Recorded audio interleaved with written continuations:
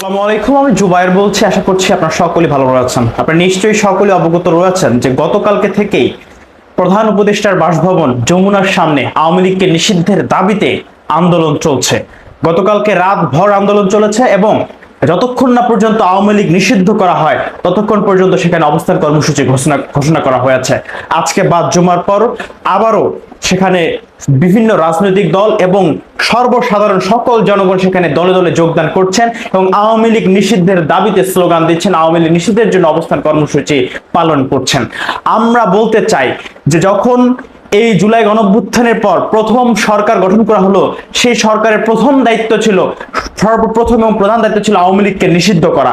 কিন্তু আমরা দেখেছি অন্তর্বর্তীকালীন সরকার 9 মাস পেরিয়ে গেলেও এখন পর্যন্ত আওয়ামী লীগকে নিষিদ্ধ করতে পারেনি।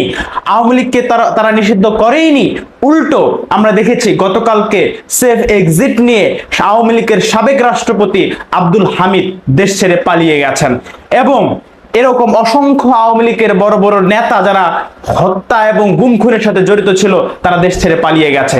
এদেরকে কারা সেফ এক্সিট দিল? আমরা অন্তর্বর্তীকালীন সরকারের কাছে জবাব চাই এবং অনতিবিলম্বে আমরা আওয়ামী লীগকে নিষিদ্ধ দেখতে চাই। এবং আমরা শহীদ পরিবার হিসেবে বলতে চাই, আমাদের এক দফা এক দাবি, আওয়ামী লীগকে নিষিদ্ধ করতে হবে। আওয়ামী লীগকে নিষিদ্ধ না করা পর্যন্ত আমাদের এই আন্দোলন চলবে। হয় আওয়ামী লীগকে নিষিদ্ধ করেন, আর না হয় গদি ছেড়ে চলে যান। আপনাদেরকে গদিতে বসানোই হয়েছে, এই সকল শহীদদের রক্তের উপর দাঁড়িয়ে আপনারা গদিতে বসে আছেন, কিন্তু আপনারা সেই শহীদদের রক্তের সাথে বেইমানি করছেন। এটা আমরা বেঁচে থাকতে মেনে নেব না। সুতরাং অনতি বিলম্বে আমরা দেশের সকল সাধারণ মানুষ সহ সকল রাজনৈতিক দলের প্রতি আহ্বান জানাচ্ছি, আপনারাও যমুনার সামনে চলে আসুন এবং আওয়ামী লীগ নিষিদ্ধের দাবিতে আপনারাও একাত্মতা পোষণ করুন। গ্রামে গঞ্জে পাড়ায় মহল্লায় প্রত্যেকটি ইউনিয়ন, জেলা, উপজেলা, প্রত্যেক জায়গায় আওয়ামী লীগ নিষিদ্ধের জন্য জনমত গড়ে তুলুন এবং বিক্ষোভ করুন। সেই সাথে যমুনায় চলে আসুন, আওয়ামী লীগ নিষিদ্ধের জন্য দাবি তুলুন।